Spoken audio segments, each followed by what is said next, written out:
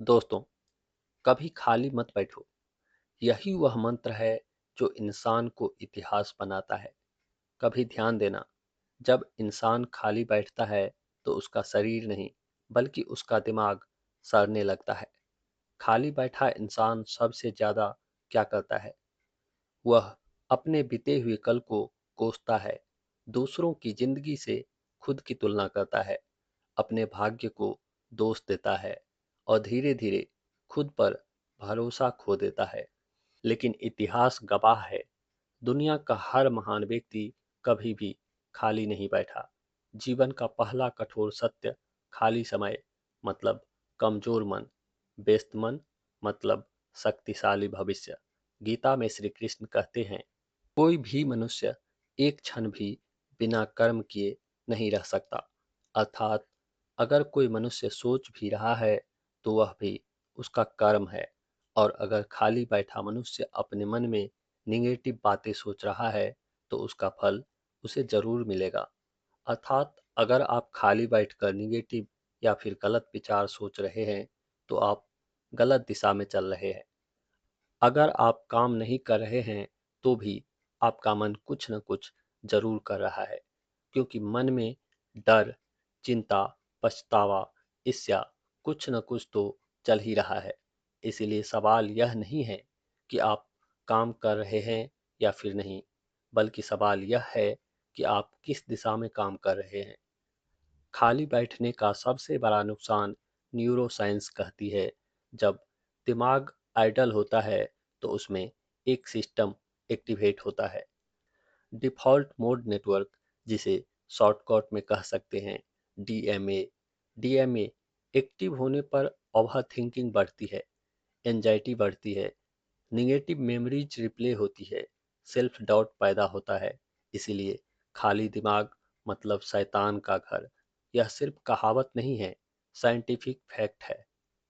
Doctor APJ Abdul Kalam साहब का बचपन तमिलनाडु के रामेश्वरम में एक गरीब परिवार में हुआ।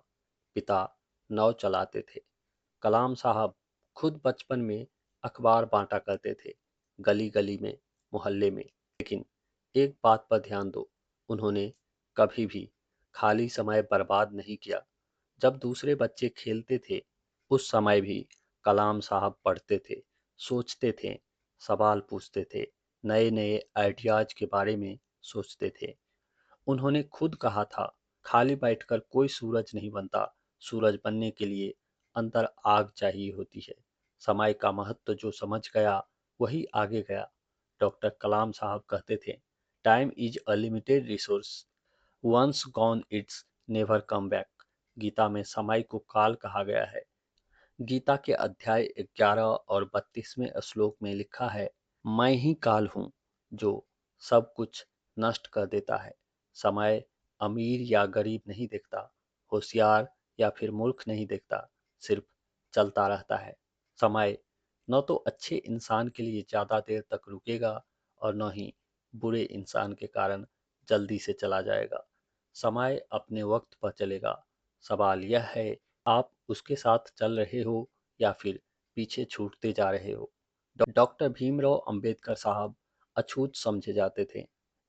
स्कूल में उन्हें अलग बैठाया जाता था, पानी तक छूने नहीं दिया जाता था। लेकिन लेकिन जानते हो उन्होंने क्या किया? उन्होंने अपने दर्द को बहाना नहीं बल्कि हथियार बनाया। जब लोग उन्हें नीचा दिखाते थे, वो पढ़ते थे, लिखते थे, सोचते थे।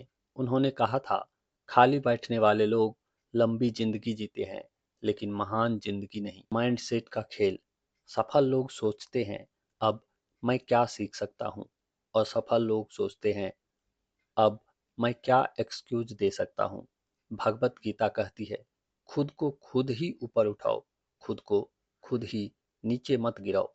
इंसान स्वयं का शत्रु भी है और इंसान स्वयं का मित्र भी है। कोई बाहर से आकर तुम्हें नहीं बचाएगा, कोई बाहर से आकर तुम्हें महान नहीं बनाएगा। लोग केवल तुम्हें रास्ता दिखा सकता है, रास्ते पर चलना है या नहीं, यह आप पर निर्भर करता है। दोस्तों, सफलता का असली फॉर्मूला है, सफलता मतलब सही दिशा प्लस लगातार कर्म प्लस मजबूत मन। कोई शॉर्टकट नहीं, कोई जादू नहीं, बस एक ही नियम, कभी खाली मत बैठो।